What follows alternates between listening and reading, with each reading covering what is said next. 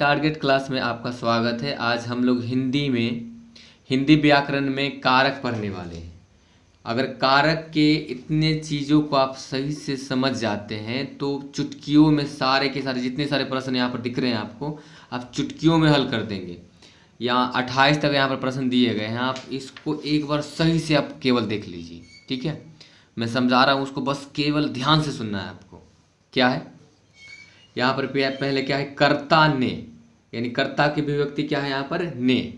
कर्ता मतलब जो भी काम करता है, जैसे राम ने खाया, मैंने पिया, उसने काम किया, उसने चला, इस तरह से जो भी वाक्य जिसमें ने लगा रहा हो आप समझ जाना कि कौन सा कारक है, वो तो कर्ता कारक है, ठीक है।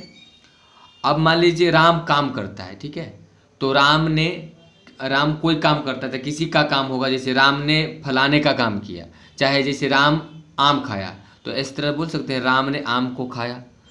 तो जिस पर कर्ता के काम करने का प्रभाव पड़ता है उसे क्या कहते हैं हम लोग, कर्म कारक कहते हैं। जैसे राम ने रावण को मारा, तो देखिए कर्म के साथ कौन सी विभक्ति लग रही है, को। इसका मतलब अगर आपसे पूछा जाए कि राम ने रावण को मारा कौन सा कारक है, तो क्या बताओगे, कर्म। और राम ने मारा सिर्फ कहे तो राम ने आ रहा है तो क्या बोलोगे, कर्ता। दो चीज़ें आपको क्लियर हो चुकी हैं, एक कर्ता ने और एक कर्म को, ये चीज़ क्लियर है। फिर अगला है करण से। करण से, इसको ध्यान से देखिएगा, करण से इसमें भी आया है और आगे इसमें आया है, अपदान में भी से आया है। फिर इसको अलग कैसे हम लोग समझेंगे, देखिए समझिए, इसमें करण से सिर्फ से लिखा हुआ है और यहाँ पर देखिए तो अपदान के आगे से लिखा हुआ है, एक और वाक्य लिखा हुआ है जुदा होने के संबंध में। किसके होने के संबंध में, जुदा होने के संबंध में। यानी से तो आए, लेकिन जहाँ पर जुदाई का कुछ बात आती है वहाँ पर अपदान हो जाता है। नहीं तो नॉर्मल वाक्य में जिसमें कोई भी साधन का प्रयोग किया जाता है वो करण हो जाता है। मैं अभी ये वाक्य बताता हूँ, आपको समझ में आ जाएगा। जैसे मैं कलम से लिखता हूँ, मैं कलम से लिखता हूँ, तो कलम से लिखने में कोई जुदाई का तो बात नहीं है, कलम से मेरे हाथ तो जुदा नहीं हो रही है, तो उसमें कौन सा वो करण होगा। यही अगर मैं कहूँ कि मेरे हाथ से कलम छूट गए, मेरे हाथ से कलम छूट गए, तो कलम छूटने से क्या हो गया कि हमारे हाथ से कलम क्या हो, अलग हो गया ना, ये क्या हो गया, अलग हो गया। यानी अलग होने के संबंध में या जुदा होने के संबंध में हम बोलते हैं कौन सा कारक होता है, तो अपदान। और सिर्फ कोई भी साधन से काम करने में वो क्या हो जाता है, करण से। यहाँ पर सवाल आएंगे ना तो आपको क्लियर हो जाएगा, आप खुद समझ जाओगे, ठीक है। खाली इसको आप देखते जाओ, ठीक है। तो आपको करण समझ में आ गया, ठीक है, और अपदान भी आपको समझ में आ गया है, ठीक है। वहाँ पर क्वेश्चन करेंगे तो क्लियर हो जाएगा, और भी क्लियर हो जाएगा, ठीक है। संप्रदान, संप्रदान का मतलब होता है, इसे समझने के लिए हम समझ सकते हैं किसी को हम कुछ देते हैं। जैसे में संप्रदान का क्या विभक्तियाँ हैं, को, के लिए, हेतु।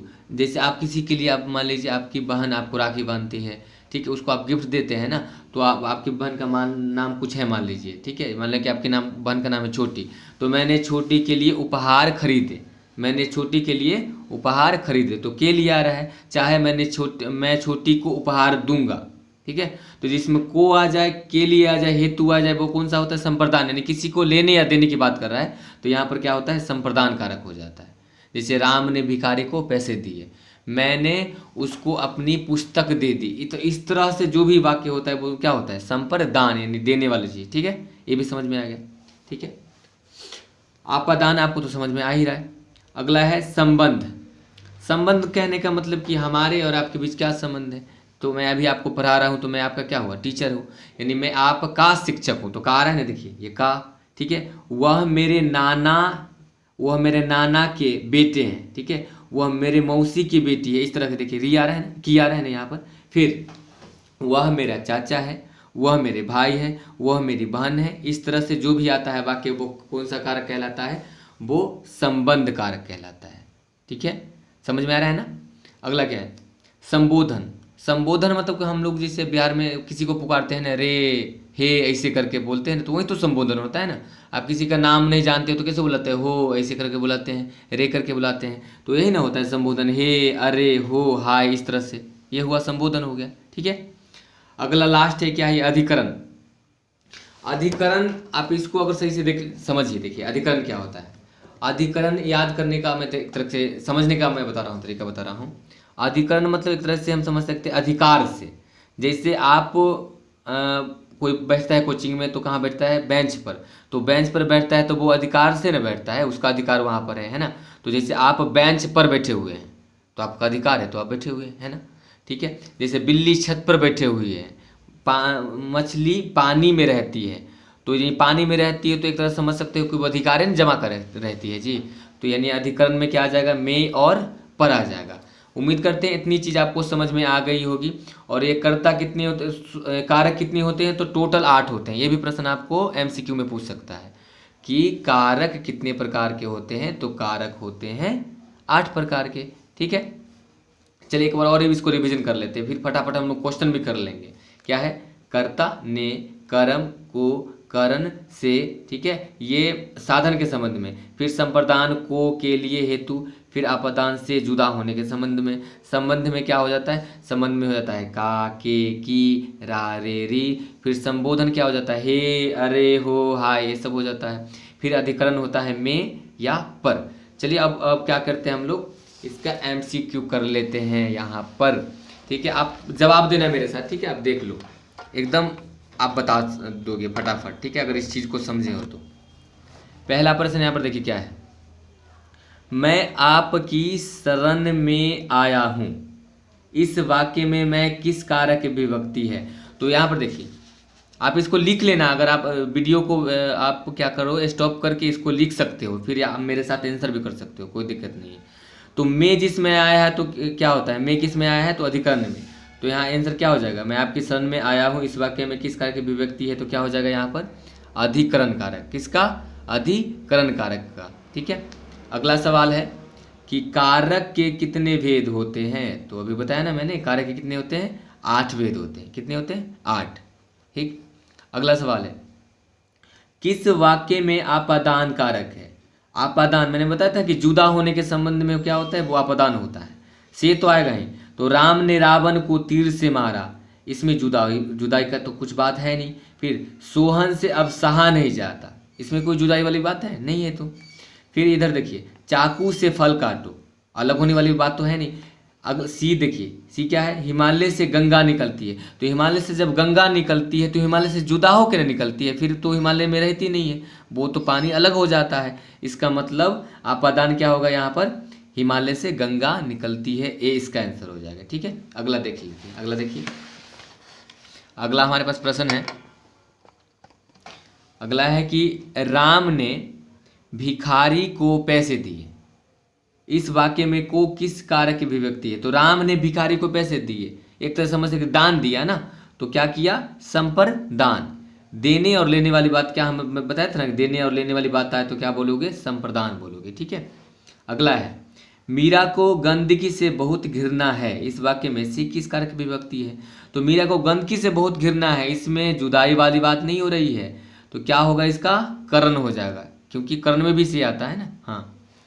फिर अगला है, मेरी माँ से चला नहीं जाता, से आ रहा है, तो से किसके लिए है, करण के लिए भी, अपदान के लिए भी, लेकिन इसमें जुदाई वाली कोई बात है नहीं, इसलिए क्या हो जाएगा, इसका करण कारक होगा, ठीक है। उम्मीद करते हैं आपको समझ में आ रही होगी। और इसमें टोटल कितने 28 प्रश्न है, आप फटाफट हम लोग कर लेते हैं क्योंकि वीडियो हम लंबा नहीं करना चाहते हैं, ठीक है। अगला देखिए, अगला देखिए, अगला है, को के लिए किस कारक का चिन्ह है। को के लिए, को के लिए मतलब मैंने आपको रुपये दिए, मैंने उसके लिए ये खरीदा, ठीक है। तो क्या कर रहे हो आप, उसको देने के लिए न कर रहे हैं, तो देने और लेने देने में क्या होता है, संप्रदान होता है, ठीक है। अगला, मेरे घर से आपका घर 5 किलोमीटर दूर है, इस वाक्य में घर में कौन सा कारक है। तो मेरे घर से आ रहा है, और मेरे घर से आपका अगर 5 किलोमीटर दूर है मतलब क्या है, एक जुदा है ना, अलग अलग है ना। मैंने क्या बोला था कि अलग होने के संबंध में। तो आपका घर दूर है, मैंने हमसे, आपका घर जुदा है, ठीक है। तो इसका मतलब क्या हो जाएगा, आपादान हो जाएगा, ठीक है। अगला देखिए, अगला है, रमा पर बहुत कर्ज है, रमा पर बहुत कर्ज है, पर किस में होता है, तो अधिकरण में, पर किस में होता है, तो अधिकरण कारक में होता है, ठीक है। अगला है, वृक्ष से पत्ते गिरते हैं, तो से कौन सा कारक होगा। तो वृक्ष से पत्ते क्या हो जाते हैं, जुदा हो जाते हैं ना, तो जुदाई होने के संबंध में कौन सा कारक होता है, आपादान होता है। अगला है, गीता को तेज बुखार है, गीता को तेज बुखार है, रेखांकित कारक का नाम बताइए। तो को किस में आता है, देखिए को किस में आ रहा है, तो इसका आंसर क्या हो जाएगा, कर्म कारक हो जाएगा। वह घर से बाहर गया, कौन सा कारक है, वह से बाहर गया है घर से, तो घर से जुदा हो गया, तो जुदाई के संबंध में कौन सा होता है, तो वो हो जाता है आपा दान हो जाता है। ठीक है, अगला सवाल, टेबल पर किताब है, यहाँ पर किस कारक का चिन्ह है, तो पर यानी अधिकरण, पर मतलब अधिकरण, ये चीज याद करनी पड़ेगी आपको। ठीक है, अगला है, बच्चों ने आम नहीं खाया, रेखांकित कारक का नाम बताइए। बच्चों ने आम नहीं खाया, तो बच्चों ने आ रहा है, ठीक है, लेकिन आम का पूछ रहा है कि आम किस कारक का चिन्ह है, तो आम यहाँ पर जो हो जाएगा किस कारक का चिन्ह हो जाएगा, कर्म का, क्योंकि बच्चों के खाने का प्रभाव किस पर पड़ता है, आम पर, इसलिए आम क्या हो जाएगा यहाँ पर, कर्म कारक। क्योंकि हमको बोला है कि रेखांकित कारक का नाम बताओ, रेखांकित मतलब कि इस आम को पूछ रहा है, और ने का पूछेगा तो ने का तो जानबे करते हैं, कर्ता हो जाता है। अगला है, छत से उतरी हुई लता किस कारक का उदाहरण है। लता मतलब क्या होता है, हम लोग के गांव में ना लत्ती फत्ती जो होता है, जो छत उत पर जो लटका रहता है, उस पर से अगर गिर गया है, मान लो छत पर से लत्ती, तो लत्ती अगर गिर गया मतलब क्या हुआ कि ऊपर से छत से जुदा हो गई वो, तो जुदाई के संबंध में क्या हो गया, वो कौन सा कारक हो जाएगा, आपा दान। अगला क्या है, भूखे को भोजन दो, भूखे को भोजन दो, इस वाक्य में को कौन सा कारक है, तो को यानी देने और लेने, तो मैंने बताया देने और लेने, तो क्या हो जाएगा, संप्रदान हो जाएगा। ठीक, अगला देखते हैं, घर से लौटा हुआ लड़का किस कारक का उदाहरण है, तो घर से लौटा हुआ लड़का, से में यानी कि वो जुदा हो गया था तब तो लौटा हुआ है ना, तो जुदाई के संबंध में कौन सा कारक हो जाता है, तो वो होता है आपा दान हो जाता है। क्या होता है, आपा दान। अगला है, वृक्ष पर पक्षी बैठे हैं, वृक्ष पर पक्षी बैठे हैं, इस वाक्य में पर कौन सा कारक है, तो पर का मतलब कि अधिकार जमा के बैठा हुआ है ना, पर आ गया तो इसका मतलब क्या हो गया, अधिकरण हो जाएगा। क्या हो जाएगा, अधिकरण। अगला सवाल है कि लोगों ने चोर को मारा है, किस कारक का उदाहरण है, तो लोगों ने चोर को आ रहा है, क्या आ रहा है, को, यानी इसका मतलब हो जाएगा को किस में आता है, तो को आता है कर्म में, को किस में आता है, तो को आता है कर्म कारक में। ठीक है, अगला है, शिकारी ने बाघ मारा, शिकारी ने बाघ मारा किस कारक का उदाहरण है, तो देखिए थोड़ा सा कंफ्यूजन वाला क्वेश्चन है, शिकारी ने बाघ मारा, यहाँ पर को आ रहा है, नहीं आ रहा है, ठीक है ना, तो इसका क्या हो जाएगा, इसका हो जाएगा संबंध कारक। क्या हो जाएगा, संबंध कारक हो जाएगा। ठीक है, मैं जितना आपको समझा रहा हूँ उतना नियम के अनुसार एक दो सवाल क्या हो सकते हैं, मतलब बाहर से हो सकते हैं।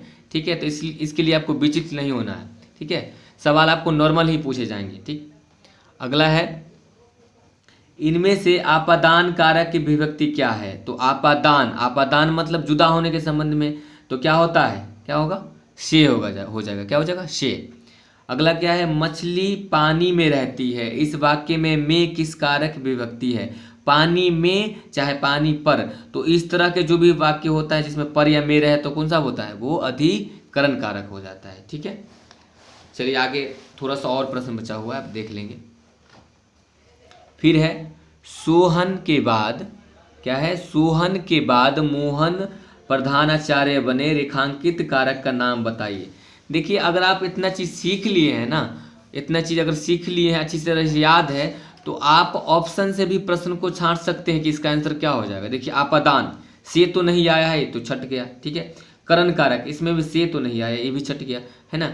फिर अगला देखिए, संप्रदान को या के लिए नहीं आया तो ये भी छट गया, तो आंसर क्या हो जाएगा इसका, अधिकरण कारक हो जाएगा। क्या हो जाएगा, अधिकरण कारक। ठीक है, अगला देखिए, रमेश जयपुर से दिल्ली जा रहा है, इस वाक्य में कारक कौन सा है, रमेश जयपुर से दिल्ली जा रहा है मतलब जयपुर से वो जुदा हो गया ना, अलग हो गया ना, तो अलग होने के संबंध में कौन सा कारक होता है, वो होता है आपादान कारक। ठीक, अगला है कि उत्तम पुरुष बहुवचन संबंध कारक है, उत्तम पुरुष बहुवचन संबंध कारक है, तो क्या हो जाएगा इसका, मेरा हो जाएगा। क्या हो जाएगा, मेरा। ठीक है। अगला सवाल है कि उसका सारा जीवन मनुष्य सेवा में बीत गया, रेखांकित कारक का नाम बताए। तो में बीत गया, में बोला है ना, तो में किस में आता है, में आता है आपके, में किस में आएगा बता दीजिए, बीत गया यानी इसका हो जाएगा संबंध कारक हो जाएगा। क्या हो जाएगा, संबंध कारक हो जाएगा। कुछ ऐसा है जो कि मतलब आपको डिस्टर्ब करेगा, इसलिए कोई दिक्कत नहीं है, ठीक है। तो उसका सारा जीवन मनुष्य सेवा में बीत गया, तो इसका क्या हो जाएगा, संबंध कारक। अगला देखिए 27 नंबर, वह छत से गिर पड़ा, यह किस कारक का उदाहरण है। छत से गिर पड़ा है कहने का मतलब छत से जुदा हो गया, वो अलग हो गया, इसलिए इसका क्या होगा, आपादान कारक हो गया, ठीक है। अब लास्ट क्वेश्चन क्या है, स्नेह को मार्ग है, स्नेह को मार्ग रेखांकित शब्द कौन कारक है। तो स्नेह को मार्ग है, को स्नेह को मार्ग है, कौन सा कारक हो जाएगा, कर्ता, कर्म, करण या संबंध। तो इसका जो हो जाएगा क्या हो जाएगा आपका